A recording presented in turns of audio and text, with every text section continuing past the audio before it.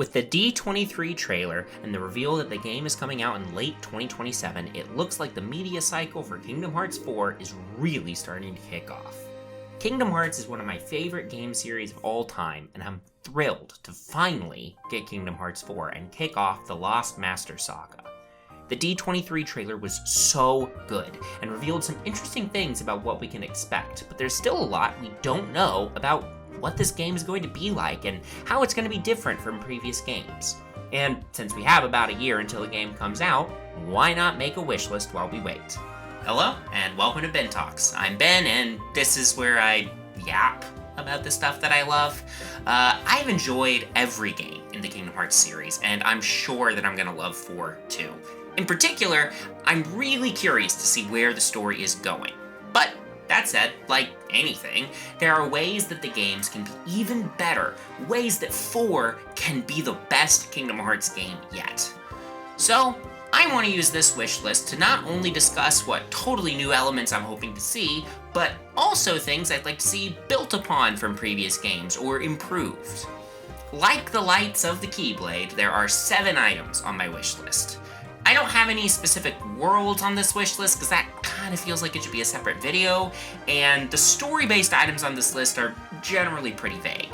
It's also not presented in any order, so don't read too much into that. This is also not a prediction list. I've tried to be fairly realistic about my wish list items, but I don't really have any expectations of all or any of these showing up. So with those caveats out of the way, please enjoy my list, and let me know in the comments what you're hoping to see in Kingdom Hearts 4. Based on the early trailers, it seems like Quadrata might serve as some kind of home base for Sora, and I really hope that ends up being the case. Many games in the series have had a world that you go back to over and over again to shop or play mini-games, but the only game that has a true home base is Days, as Roxas returns to the organization's castle after each mission. Now, I don't really want Kingdom Hearts 4 to have a mission structure like Days, but it would be cool to have a true home base to return to between world visits, connect with some of the NPCs in Quadratum, particularly the Keyblade wielders from the mobile games, and maybe do some side quests or mini-games.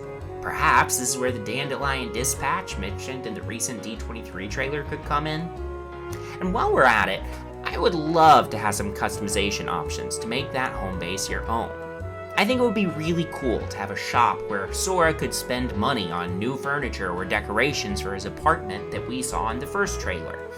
I also think about 0.2 and how you could accessorize and customize Aqua's outfit in that game, unlocking different pieces by accomplishing different tasks. And I think it would be really cool if you could do the same with Sora in this game. But why do all of this? I mean, what is the point? Well, I think it will be important to establish this entirely new setting, unreality, world of fiction, the afterlife, whatever the truth of this place ends up being, as a place that we and Sora should care about. Making Quadratum into a real home for Sora and giving you the ability to make it your own would be a really fun and tangible way to build that connection.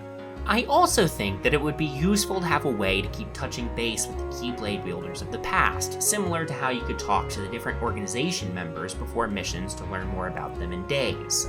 Being able to have optional conversations between worlds with this group of characters originally introduced in the mobile games would not only be a good way to flesh them out for everyone, but would also help introduce them to people who didn't play the mobile games or didn't watch demos, dubs, and recaps, which, sidebar, but if you're a Kingdom Hearts fan and you haven't watched those already, go check them out. I'll put a link in the description. Additionally, with the cancellation of Missing Link and the resulting gaps left in the narrative, those could be somewhat resolved by putting the essential information into scenes and conversations in Quadratum. So, in short, not only would it be fun to have a true home base, but it would also be very useful in how it could make you care about Quadratum, and also catch people up to speed with the mobile games and their characters. Magic has always been a core part of the series' gameplay, and in Kingdom Hearts 3, it was arguably more powerful than it had ever been before. Yet despite how powerful the magic was in 3, it felt a little flat to me compared to the previous games. Fire, Blizzard, and Water were all basically just re-flavored versions of the same single target magic attack, and Thunder and Arrow were similarly kind of just re-flavored versions of each other as area of effect spells. And, Cure still cured you. It's the same as ever. I'm not talking about Cure. The fact that all these spells feel so similar to use is disappointing, considering how different they all felt in Kingdom Hearts 1 and 2. In 1, Fire was your single target magic attack. Blizzard did kind of a shotgun spread. Thunder was an area of effect. Arrow was a defensive spell. Gravity was a HP percentage-based damage spell, and Stop was a control spell that froze enemies in place. This was truly excellent variety that made each spell feel unique to use. Similarly, in Kingdom Hearts 2, each spell was again unique. Fire was a close-range magic attack, Blizzard was a single-target attack, Thunder was still an area of effect, Magnet was your battlefield control spell, locking enemies into a spot in the air, and Reflect was a defensive spell. Once again, the variety was excellent, and each spell's uniqueness made them worthwhile to use in different scenarios. And the variety was even wider in the command deck games. But in Kingdom Hearts 3, the spells being so similar to each other just felt really disappointing to me, even when they were all fun individually to use. And yes, I know there are little extra effects for each spell, like the brief swirls of water around Sora before the spell fires off, or the flow motion leap you can do out of Arrow. But those minor extra effects just are not enough to make the spells stand out from each other beyond their elemental affinities. So in 4, I really hope there's a greater variety in how the spells behave to make each of them feel unique from each other. Make Fire, Blizzard, and Thunder feel different from each other, and give us some spells that do unique things like Arrow, Stop, Gravity, Reflect, or Magnet in games past. If you do that, I think 4's magic system could be the best one yet. Different games in the Kingdom Hearts series have shown various different ways to travel between the worlds you go to. In Chain of Memories, each world is a different floor of Castle Oblivion. In Days, you don't just visit worlds at your leisure, it's purely mission-based, because, you have a job. In Birth by Sleep, you can travel around the world map and visit available worlds, but there's no real gameplay involved in that. And in Dream Drop Distance, there's the dive minigame the first time you visit a world. But obviously, the gummy ship is the most commonly used method for traveling to different worlds, showing up in 1, 2, and 3. Given that the gummy ship has shown up in all 3 previous numbered titles, you would think that it would be a shoo-in for 4, but given that it seems like all or most of 4 will be set in unreality, and there might be a different context for the existence of different worlds, we might travel between them in a totally different way. Regardless of whether it's the gummy ship or some other method of travel between the worlds, I really hope it's a fun gameplay system that makes you feel the distance when you're traveling from one world to another. And that's really the biggest strength of the gummy ship system. While the gummy ship is different in each of the numbered games, and let's face it, is not the best part of any of them, in all of them, the system does make it feel like you're traveling a great distance across space to get to the different worlds. And the gummy ship alternatives we've gotten in some of the side games, I think fail at making you feel that distance. With Birth by Sleep, the world map is basically just a menu, so the distance between worlds just doesn't feel as present. In Days, traveling to the different worlds is literally just a menu.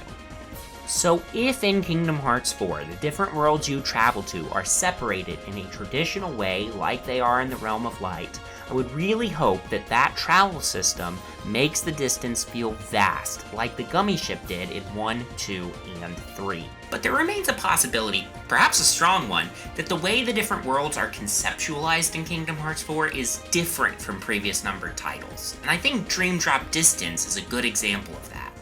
In Dream Drop Distance, the dives were perfectly fine in their own right, but the best part was that they put the travel between worlds in a totally different context than the numbered games. The worlds in Dream Drop Distance were sleeping worlds, and Riku and Sora were diving into those worlds' dreams. And I think the dive system did a pretty good job of selling that different conception of world travel. So if the travel between worlds in 4 is conceptualized in a different way than the previous numbered titles, I would hope that there's still a gameplay system present that captures what they're going for. And to really nail it home, I do think there should be a gameplay system for travel, rather than just like picking worlds from a menu. I recognize that these gameplay systems have been a mixed bag over the years, and that it frankly might just be less risky to get rid of these gameplay systems and just do a menu. But I think that you lose something if you don't have a gameplay system for world travel. And in fact, I think Kingdom Hearts 3's gummy ship system ended up being a lot of fun to play, and it was definitely my favorite of the 3 systems.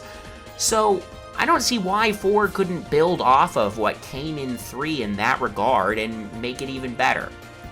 But whether it's a totally new system or building off the gummy ship systems that came before, I just hope that whatever system they use, 1, feels appropriate to how the different worlds are conceptualized, and 2, maintains a gameplay element.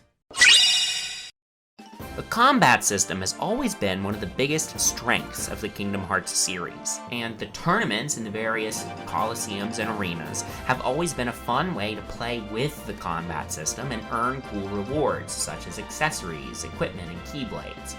In Kingdom Hearts 1 and 2, the Coliseum was on Olympus, and Birth by Sleep had the Mirage Arena. Most of the other side games did not have a Coliseum or arena, but in the lead up to 3, there was no doubt in my mind that there would be a Coliseum again, and it would probably be on Olympus again, just like in 1 and 2. So imagine my surprise and disappointment when there was no Coliseum in Kingdom Hearts 3.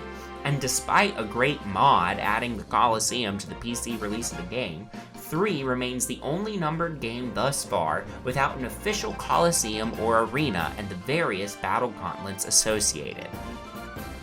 And in general, I do feel like the base version of 3 was really lacking in optional or side content in comparison to 1, 2, and even Birth by Sleep, and the lack of a Coliseum was a big reason why. So let's bring back some type of Coliseum or arena in Kingdom Hearts 4. And if we're making Quadratum a real home base like I want, then I don't see why we can't have an arena of some sort there. It could be another thing to do between worlds when you return to Quadratum. And again, it would be a great way to earn some rewards, keyblades, equipment, accessories, or if we are getting some customization stuff, maybe win some customization rewards. I think that providing some kind of competitive battle arena that's largely optional but fun to play in and gives you cool rewards would be a welcome return to the series. What do I mean by full context for different gameplay systems?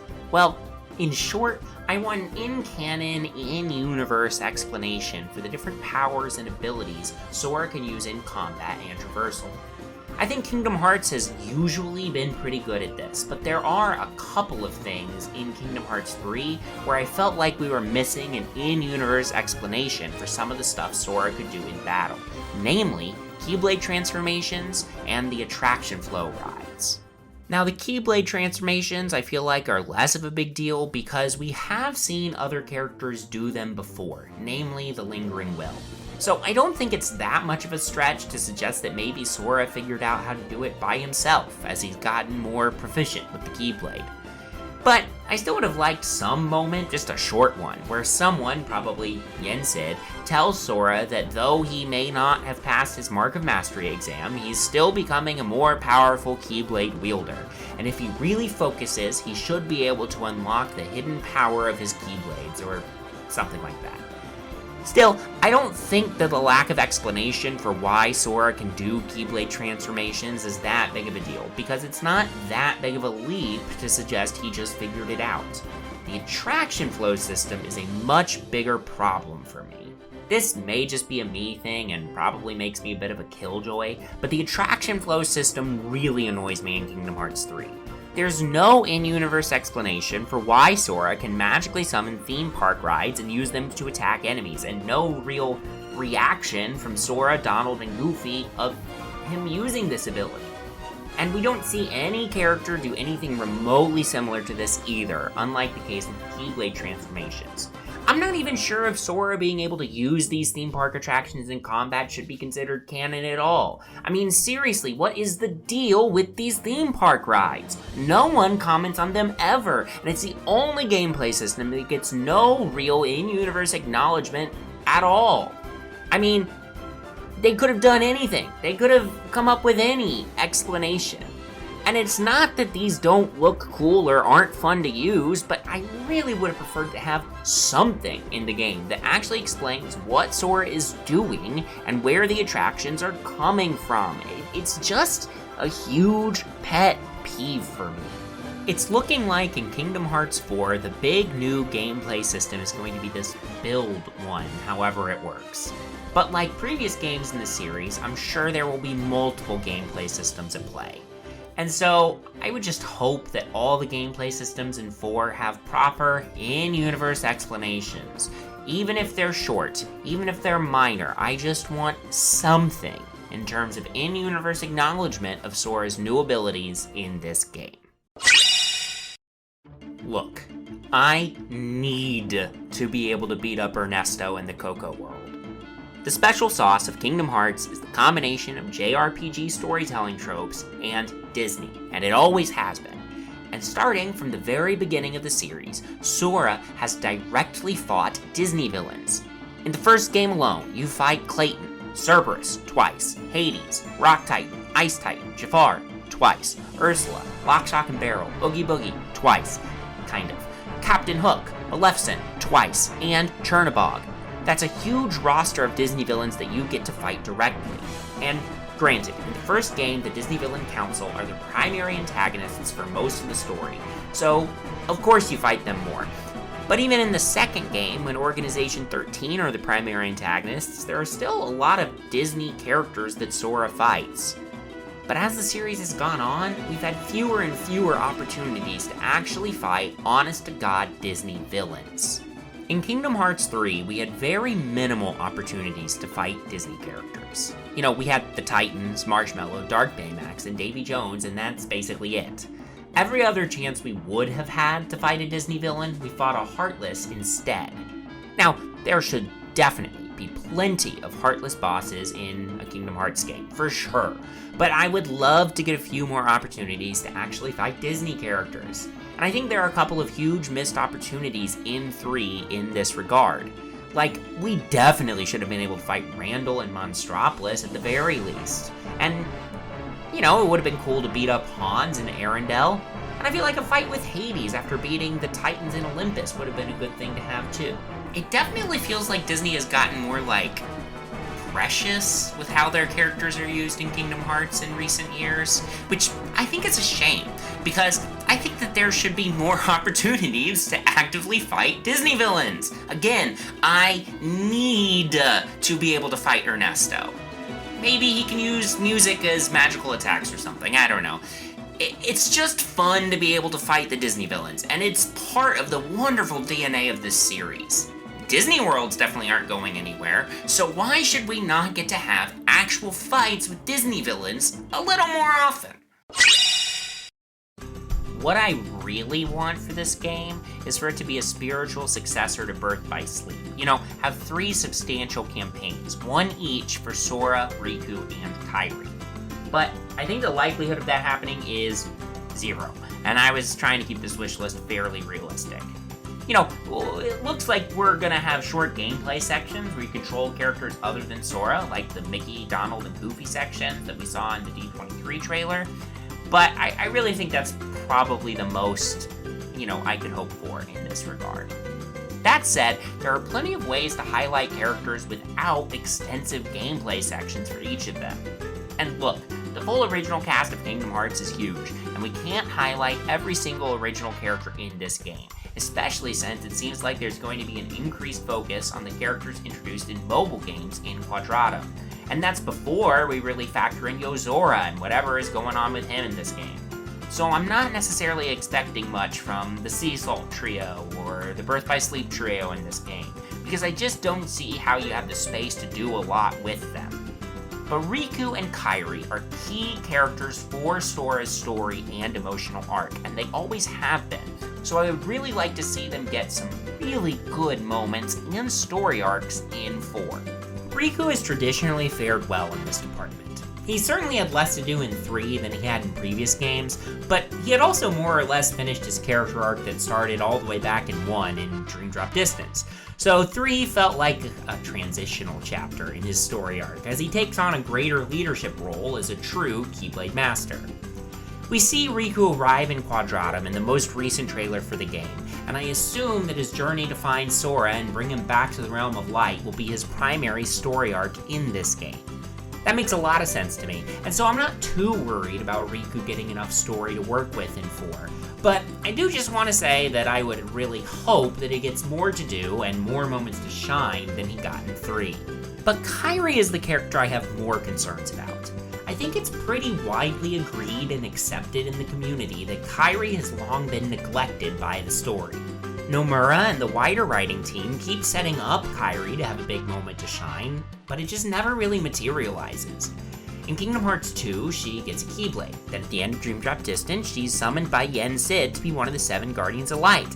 This seemed to set her up for a big role in 3, but she spent most of that game training in the forest where time didn't pass, and then still doesn't end up doing much in the final battle against the True Organization before she's kidnapped by Xemnas, then crystallized and shattered by Master Xehanort. Now, that's not to say that Kairi doesn't get any moment to shine in Kingdom Hearts 3. We should remember that she's the one who saved Sora when the Guardians lost in their first attempt at the final battle. It was her willpower that kept Sora from entirely fading away. And in the Remind version of events, Kairi does get to do more, putting up more of a fight before being kidnapped by Xemnas, and helping Sora defeat Master Xehanort in the final battle. And she's clearly a very skilled Keyblade warrior in that fight, but even with those additions, it still feels like Kairi has yet to live up to the potential she should have. Melody of Memory only increased that feeling for me, as Kairi is ostensibly supposed to be the main character of that game, but she gets nothing to do until the very end, and even then she doesn't get to actually battle Xehanort. She has to rely on an apparition of Sora to do it for her, in her own dreams. So basically, she doesn't even believe in herself to defeat her own nightmare. And that's followed up by Kairi shooting herself down about joining Riku's search for Sora before Riku can even shoot her down, which he almost certainly was going to. Her end point in the story, as of now, is that she's decided to continue training with Aqua, which is great and once again feels like a setup for her to have a bigger role down the line. But because Kairi's been neglected for so long, I have serious concerns about actually getting payoff on that. This is where it would be nice to have multiple full campaigns. Riku is on his way to Quadratum and will be arriving there, I assume, not that far into the game. So I can see how you might be able to fit in good story moments and developments for him within Sora's story.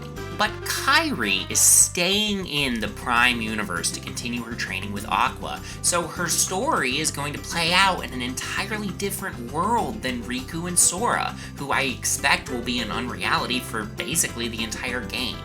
So without a dedicated campaign for Kairi or a side game focused on her training, and the series seems to be moving away from doing side games, I I don't see how Kairi is actually going to get the story and character development that she deserves as one of the Destiny trio, or that the writers have continually teased for her several games in a row.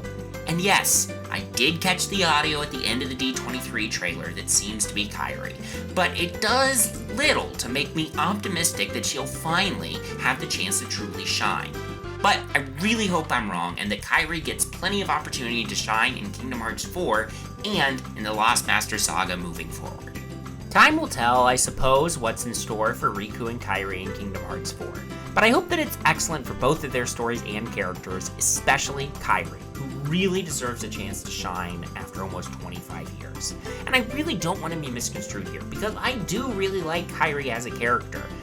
You know, when I was little, I really wanted Sora and Kairi to end up together, and I would be lying if I said that little kid part of me didn't really enjoy when Kairi and Sora finally exchanged Paopu fruits in 3.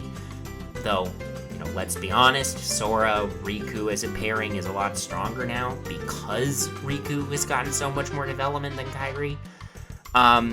But regardless of which of those two ships you like more, I really hope that Sora's two best friends really shine in this game. And as I said, especially Kairi, because she's been waiting long enough. So that's my wish list for Kingdom Hearts 4.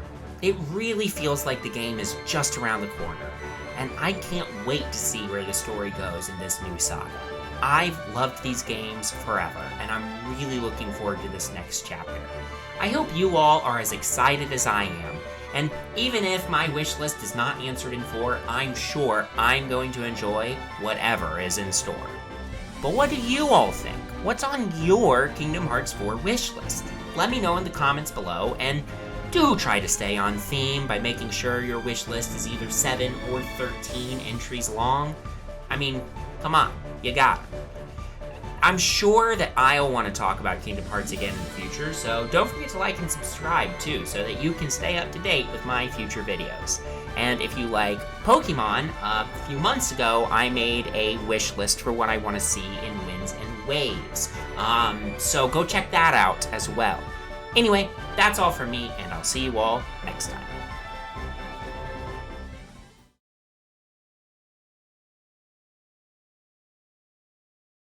Welcome to the super secret extra outro section.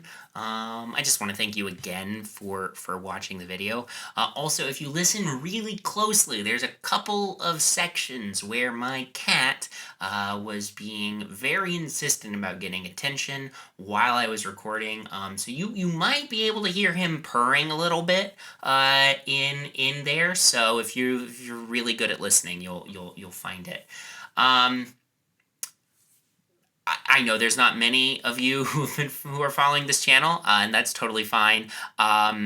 If you are following this channel, you will of course know that I have not posted in many months, and I do apologize about that. I really do want to get into a more regular posting schedule, but life and work both kind of got away from me there for a few months. But hopefully I'm able to get things back on track here and work on several of the video ideas that I have and get things out on a more regular basis. So yeah, if you're one of that small handful of people who are following me at this point in August 2026, you know, make sure to stick around. I do have more to come, but yeah, thanks for watching, and go rewatch some of my other videos. That'd be helpful for algorithm purposes.